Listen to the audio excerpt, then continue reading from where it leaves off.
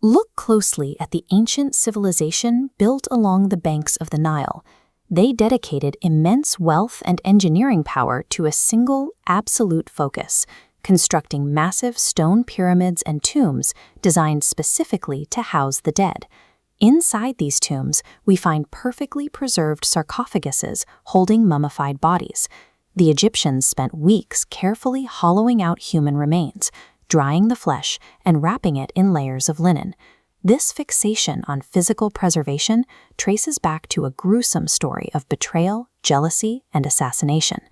To understand the engine of the Egyptian empire, we have to examine their foundational myth as a violent political thriller. This is Osiris. According to their mythology, he was the very first king of Egypt, and under his rule, the land experienced an era of absolute prosperity. But his brother, Set, watched this reign with pure, destructive jealousy, wanting the power of the throne for himself. Set didn't just challenge his brother, he ambushed and assassinated the king. To ensure Osiris could never be revived to reclaim his crown, Set surgically dismembered his brother's body. He took the fragmented remains and scattered these pieces across the entire geographic expanse of the country. This left a fractured kingdom completely void of its rightful leader. The central power was gone, and the king was physically obliterated. Set's method of murder left the kingdom without a physical body to bury or a clear line of succession to follow. Queen Isis, the wife of Osiris, refused to accept the permanent destruction of her husband's regime. She embarked on an agonizing physical journey, scouring the harsh desert environment to hunt down every single scattered piece of the king. Even when she retrieved the parts, she faced a harsh biological reality. A fragmented body cannot hold on to life. Her solution was an act of desperate engineering. By wrapping the broken pieces tightly together in linen, she artificially forced the body back into a unified whole. With the help of the other gods, this physical binding successfully restarted his heart, conquering death to resurrect Osiris. Isis's solution to preserve her husband's remains established the physical procedure for every Egyptian burial that followed.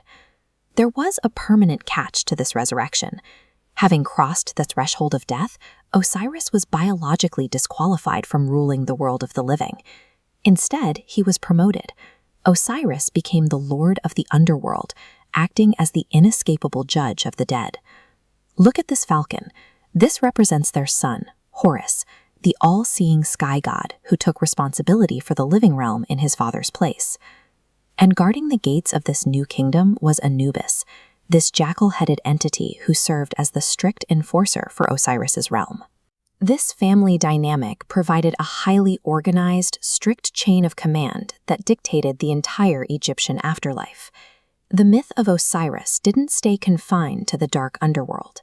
His death and rebirth mapped directly on to the agricultural cycles of the Nile River. You can see the biological connection in his artwork. Osiris was traditionally depicted with vivid green skin to symbolize the crops returning from the dead soil every spring. As this ancient painting shows, the grand cycle connected directly to everyday citizens. Intense mourning rituals, wailing, and the beating of chests permeated the culture to honor his death. 2,500 years ago, the Greek historian Herodotus arrived in Egypt as an outsider to investigate these exact practices.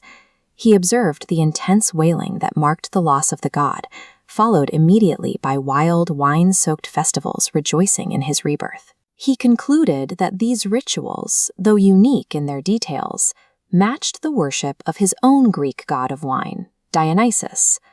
Beneath the distinct regional aesthetics of dismemberment and mummification, different cultures have consistently used the same core stories to process life,